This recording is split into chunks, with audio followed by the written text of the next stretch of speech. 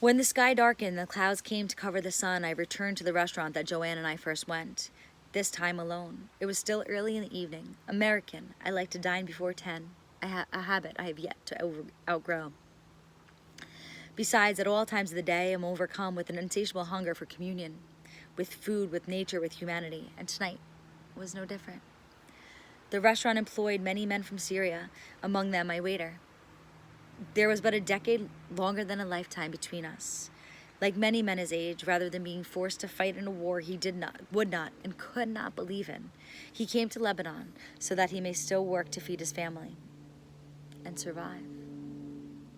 Knowing that my ears and my heart were his, he sat on his haunches delighting in stories of Syria, the beauty of his country, its food, and its people.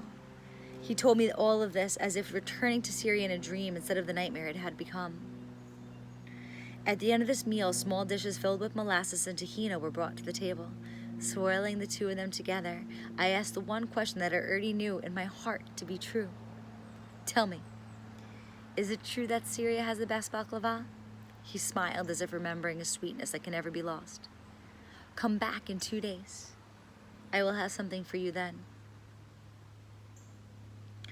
2 days passed and I returned to the restaurant. He waved and smiled as I moved down the street, escaping inside for only a moment and then returning with 2 boxes, one brown, one blue, in his hands.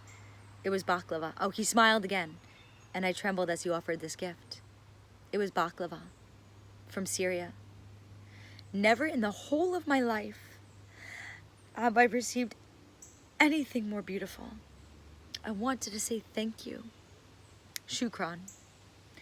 Anything that might express gratitude for a gift that had shaken me to my very soul. Even 3 years later.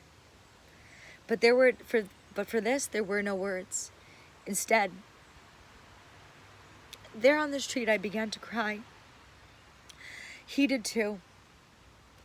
Unable to offer anything in return, I offered him my arms, wanting to hold on to his kindness forever.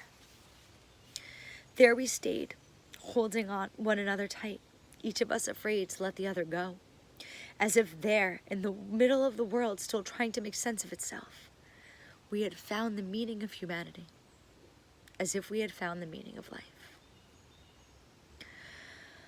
Returning to the hostel that night, I shared his gift with everyone who was there, taking small bites of baklava. I imagined that this was the way that Damascus tasted before the war, and I wondered if, after the war, he would still taste this sweet.